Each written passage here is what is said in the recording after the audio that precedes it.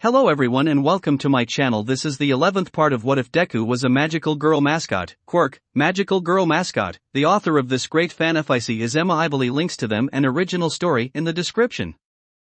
Chapter 11, The First Event. The next couple weeks were interesting. Training was the main thing everyone did. Some physically, others mentally. But for Izuku it was learning how to utilize Tsuyu's quirk. He was also able to figure out a move that was a combination of the quirks as well. However, there was a problem during the training. On one of the training grounds, Siro was training when he heard a crash from a nearby building. He looked towards the building when Izuku in animal form suddenly plopped to the ground in front of him. "Midoriya?" asked Siro. "Hey. I'm in a lot of pain right now, can you get recovery, girl?" said Izuku. "Weren't you training in another part of the training ground?" asked Siro with a sweat drop. "Practiced a new jump, a stronger one, please get help," said Izuku. "Oh right," said Siro. Thankfully his injuries weren't too bad and recovery girl was able to heal him right up. Also during a day they didn't train. Ida was introduced to Inko. "It's an honor to meet you, Mrs. Midoriya," said Ida, bowing at the mother. "It's nice to meet you too," said Inko. And then she began to cry. A lot, with her tears like a waterfall. "Are you all right?" asked Ida. "I'm sorry, it's just that I wasn't sure if Izuku would ever have a friend who saw past the strangeness of his quirk and all of the side effects it has," cried Inko. "I'm just so happy." Ida not said that both Izuku and Katsuki didn't seem fazed by all of the tears. "I told you she was a crier," said Katsuki. Ida wasn't sure how to respond to that. There was also an adorable incident where Satsuki got Tsuyu to transform in front of her friends to prove that her big sister was a magical girl. But soon enough it was time for the sports festival. All of Class 1A were getting ready in a single locker room. "I wish we could wear our costumes," said Ashido. "They wanted to keep everything fair," said Ojiro. "Wait, what about you three?" asked Hagakure. "We can't transform until the third event," said Achiko. "Like I needed to be told that," muttered Katsuki. Izuku was nervous as he was getting ready. "Midoriya," said Todoroki, approaching him. Izuku looked at his classmate. "Objectively speaking, I'm stronger than you," said Todoroki. "What?" asked Izuku. "The only reason why you have so many quirks is because of your partners," said Todoroki. "I know that," said Izuku. "What are you trying to say?" "I will defeat you," said Todoroki. "As well are your partners." "What?" yelled Izuku, confused. Then he turned into his animal form in surprise. "Why are you declaring war on Deku?" asked Katsuki. "I have my reasons," said Todoroki. "Do you mind telling them?" asked Katsuki. "What exactly is your relationship with Midoriya?" asked Todoroki. "He's like my brother," said Katsuki, glaring at Todoroki. "I said that when school started." Todoroki just narrowed his eyes at her. "It's almost time to enter the arena," said Ida. "Deku, you need to turn back," said Achiko. "I know," sighed Izuku, taking a breath and then turning back into his human form. And on enough they headed to the arena. "All right. We have the class that faced off against the villains, Class 1A," called out President Mike, who was acting as the announcer. "Then we have the other heroics class who will be fighting for attention, it's Class 1B. Also have the other courses, general studies, support and business." As they made their way into the arena, the general course all grumbled. Of course they would focus on the hero course students," said one of them. "We're just here to make them look good," said another. In the faculty box, Inko was sitting with the teachers. After all, she was now part of the staff. Inko was little nervous. You know it's okay if you cheer for you, son, said 13. Or his friends, added All Might. I know, said Inko. She looked at All Might. Flashback. The staff knew they had to let Inko in the secret of All Might's health. What do you have to tell me? Asked Inko. There is something I must show you, explained All Might in his muscle-bound form. He then switched to his skeletal form, freaking out Inko. All Might? What's going on? She cried out. I assure you I am all, said All Might. Then he coughed up blood, causing Inko to faint. After she woke up and calmed down, they explained what happened to him. Years ago he had gotten into a fight that destroyed one of his lungs and his stomach. He could now only hold his hero form for 3 hours a day, though he might have lost some time due to the fight with the Nomu. I'll keep it a secret for as long as possible, said Inko. Before she could explain, All Might knew what she meant. It will be hard to keep it a secret from them, he said. I won't think about it, but one day I might accidentally slip, said Inko. All Might nodded. She was a bit worried after she was sometime mentally connected to 4 teenagers. It was hard to keep secrets between all 5 of them. But still she was sure she could keep it a secret for as long as possible. End of flashback. In the main arena, the dominatrix teacher, officially known as Midnight, was the one who was going to be the referee. Is that really appropriate? Asked Tokoyami. All right, giving the student pledge is Katsuki Bakugo, said Midnight. Really, why Bakugo? Asked Kaminari. I think it's because she got the highest score, said Izuku. For the hero course, muttered a nearby girl from general studies. Katsuki stepped up to the microphone. Izuku was a little worried what his best friend might say. Thankfully it wasn't that bad. All of us here are trying to be heroes, and that means doing our best. So none of you better half-ass it. Got it, said Katsuki. No one was sure how to react to that speech. However, Katsuki seemed to glare at Todoroki with the speech. She had noticed that Todoroki never used half of his quirk. The truth about his quirk was that it wasn't just ice, but he could use fire on his left side of his body and ice on the right side. But he never used his fire for some reason. But Todoroki quickly realized that was her own delectation of war. In the announcer's booth present Mike was confused. Well, that was an interesting pledge, said present Mike. He had also dragged in Aizawa to be his co-announcer. I believe Bakugo has her reasons, he explained. All right, said Midnight, let's get on with our first event. A screen behind her showed her a wheel, which spun to obstacle course race. All right. Let me explain the rules, said Midnight. She began to give out the rules, which was that they would race around the stadium and there would be various obstacles scattered weren't allowed to leave the track. And soon enough almost all of the students were at the starting the line. It should be noted that not all of the students were participating. Some didn't want to participate, like the business course students. They didn't care about the sports festival other than running concessions and running stock stimulation. But the point was not all of the classes were there, but the majority was. Anyways, they were all ready. Everyone patrioting were getting ready to good.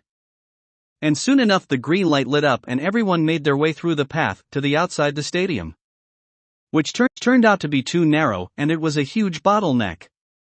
However, Izuku had an idea to clear it. He turned into his animal form and jumped onto a nearby student. What the? They said. And he began to jump all over the other students. Sorry, said Izuku. Oh, come on, said a student. Sorry. Izuku apologized. Seriously, you think you just walk all over us? said another student. I'm sorry. Izuku once again apologized. Really, Midoriya? Asked Jiro. Really sorry, said Izuku. However, people started making their way toward the exit. Todoroki froze the ground to ensure that many people would make it out. However, a good chunk of his figure he pulled some like that and managed to dodge the ice path. I knew you were going to do that, said Ojiro, who managed to dodge it thanks to his experience during their first class. Soon enough the rail race had gotten started. Even with the ice floor, which a lot of people were having a hard time with. Though once Izuku was out of the narrow exit, he decided to the long jump, which was what he dubbed the jump he did well during the long jump, which was to unleash Achiko's quirk, then quickly switch to Katsuki's. You think you can make it using that? Said Katsuki as she passed him. We'll just have to see, laughed Izuku. However, that was when Mineta passed them both using his hairballs to jump around, laughing about how he was first place. Then he got hit by the first obstacle, that is quite literally. As the obstacle were the robots from the entrance exam, including multiple 0-pointers. Alright. It's the first obstacle. The robot inferno, called out Present Mike. In the faculty box, Inko stared at the 0-pointers in shock. These are the 0-pointers? She asked. None of the teachers answered. Inko sighed. She knew that robots were big, but not that big. Back on the racecourse, Todoroki froze one of the robots. Careful, he said as he got away. It's off balance, on purpose. And soon the robot crashed. It did fall on 2 students. Though thankfully one of Kirishima was able to harden. The other was the silver boy from class 1B named Tetsu, who had a quirk that turned him to steel. However, the rest of the students knew they had to team up in order to get past the obstacles. Achiko, called out Izuku. Oh right, said Achiko. Izuku activated her quirk. Something they discovered through training was that if they both used the quirk, it would be a far less strain for both of them. Though admittingly, they might hit a bit of backlash from such a big machine. But it was far better than if they did it on their own. They both touched one of the 0-pointers at the same time. The giant robot floated in the air. The 2 of them, along with many other students, got past that particular one. Once many of them were clear. Both Izuku and Achiko at the same out called out release. It crashed down to the ground, thankfully not crushing anyone. You guys okay? Asked Ashido. The 2 did look nauseous. We'll be fine, said Izuku. Good, because I don't want to see you vomit again, said Ashido. Izuku's sweat dropped when she said that. I normally like rainbows, but that was just pushing it, said Ashido. I get it, said Izuku. However, what Izuku and Achiko didn't notice was that a student from class 1B was looking at Izuku. It was a boy with blonde hair and gray eyes. Once the 2 recovered from the backlash, they counted the race. Eventually they got to the next obstacle, which was a large cannon, with many ropes that they would have to use to cross. All right. They're making there to the second obstacle, something we dubbed the fall, called out Resent Mike. Those it was a girl from support that got everyone attention as she used her gear to cross over while laughing manically. Many people stared at her, though Izuku quickly got over it. He knew he had a new move that he was practicing. Flashback. Izuku was practicing the new combination move, which was an upgrade of the long jump. He was with all 3 partners to give him tips on using the 3 quirks. All right, you think you can do it? Asked Katsuki. I think so, said Izuku. Be careful, said Achiko. I will, said Izuku. He turned on Suyu's quirk and used it to jump as high as he could. Then he immediately switched to Achiko's in midair, using the 0 gravity to go much higher. Then once he figured that he was high enough, he switched to Katsuki and propelled himself forward. Then he crashed into a building that was pretty far away. The three girls all sweat dropped. The sweat dropped got bigger when they saw a green puff of smoke in the distance. "Maybe we should have used a different training ground," said Tsuyu. "Let's go find him and make sure he's not injured," muttered Katsuki. "I'm pretty sure he is," said Ochako. Thankfully Zero had gotten Recovery Girl. Also they went to a different training ground and he managed to perfect it there, without crashing into anything. End of flashback. "Are you going to do the super long jump?" asked Ochako. Izuku nodded. He activated Tsuyu Quirk and jumped, before switching to Ochiko's and then Katsuki. Zero watched at Izuku soar over him. "Good job," he called out. Several other students looked at Zero. "What I had to call Recovery Girl when he crashed into a building while training," said Zero. "Fair enough," said a general student. Izuku managed to land using the blast to soften the impact. Inko of course was watching this. "Oh Izuku! That was so amazing!" she cried. "Are you okay? That's a lot of tears?" said All Might with a sweat drop. Back up on the racecourse, Todoroki made it to the next obstacle. As it turned out, it was a minefield. Some hapless student made there and hit the mine and was sent flying into the air almost comically. And now we're at the final obstacle. It's a minefield. "Don't worry, the mines aren't that dangerous, just flashy, but they do pack a punch," said Present Mike. The students slowly made their way across the minefield. However, Katsuki, who was using her explosions to create propulsion, wasn't even touching the ground. However, she saw Todoroki and she couldn't help it. She decided to duke it out with him. She jumped at him and unleashed a punch. Todoroki blocked with some ice. "Funny, I thought you got my message from my speech," said Katsuki. "Why shouldn't I challenge Midoriya?" demanded Todoroki. "You don't get it. Izuku doesn't care about being number one or being the best, he just wants to help people," said Katsuki. "It's not a competition to him."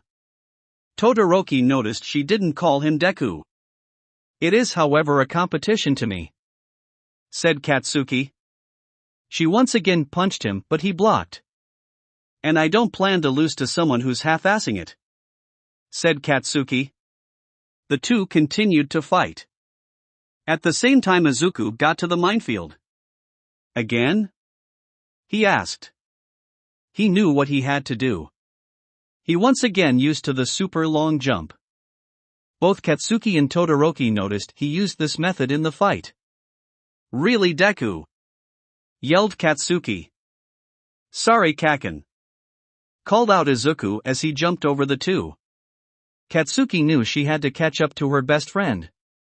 Todoroki had noticed the way he used his copied quirks and glared at him. Katsuki used her explosions to propel herself into the air to catch up to Izuku. "Seriously, Deku? I just gave Icy Hot a speech how you didn't care about being number one," said Katsuki. "Yeah. But I also want to be the best hero I can be," said Izuku. "Deku!" yelled Katsuki. Izuku laughed and blushed. However, that was when Todoroki caught up to the other of them, having bypassed the minefield using his ice stopped them from exploding. "We're at the home stretch and it looked like Midoriya, Bakugo and Todoroki are all neck and neck," called out Present Mike. "Let's see who will make it in first place." And soon enough, three crossed the finish line. Taking first place, it's Izuku Midoriya. Izuku's tail wagged as it was announced. In second place we have Shoto Todoroki and third Katsuki Bakugo, called out Present Mike. "Deku!" yelled Katsuki, "just letting you know that first place doesn't mean much right now. It's the third event that really matters." "I know," laughed Izuku as his tail was still wagging. In the faculty box, Inko cried so much as the fact her son got first place. The teachers weren't sure how to react to all of the tears. Is anyone else's socks wet? Asked All Might. I'm going to grab a couple sports drinks for her, said 13. Thank you, cried Inko. On the field, all of the students filtered in. Good job, Deku, cheered Ochako. I can't believe you got first place too, said Izuku. And you didn't crash into any buildings, said Tsuyu. Yeah, sighed Izuku. Ida, on the other hand, got 7th place and was lamenting that he got that low despite having a speed quirk. Once everyone got in, it was time to announce the next event. All right, called out Midnight, everyone who won the first 42 spots will move on to the next round. This meant everyone in the hero course would move on, along with 2 additional spots, with the lavender-haired boy and the strange girl from support taking the spots. Though neither got last place, ironically it was Aoyama who got 42nd. But if you didn't get the chance, we have something fun for you later. Now to announce the next event, called out Midnight. The screen behind her showed cavalry battle. Really? Asked Katsuki. Looks like it's a team event, said Izuku. Katsuki nodded. All right, let me explain the rules, said Midnight. She explained the rules was that it would be the standard game with the teams of 2 to 4 people with up to 3 horses and 1 rider. And each other person would be assigned points. Each team would have a headband that the other teams would try to steal in order to get more points. Though this part was interrupted by Ashido and Hagakure, guessing the points would be assigned by their places in the race. Let continue explain, said Midnight, but yes. The person who got 42nd will be worth 5 points and each spot would go up in intervals of 5. With first place being worth 10 million points. What? Asked Izuku. Everyone started to look at Izuku with hungry looks in their eyes. He began to sweat. This will be the he chance to those at the bottom can climb to the top, said Midnight. Izuku was seriously considering turning into his animal form and hiding. Deku, said Katsuki, grabbing his shoulder, don't turn into your animal form and hide. Izuku's sweat dropped when she said that. He sighed. The next round wasn't going to be an easy event at all. But thankfully he already had a team set up. Though they would have to remind that they are in fact a team first. That will be it for this part. I hope everyone enjoyed. If you did, please leave a like and comment if you want part 12.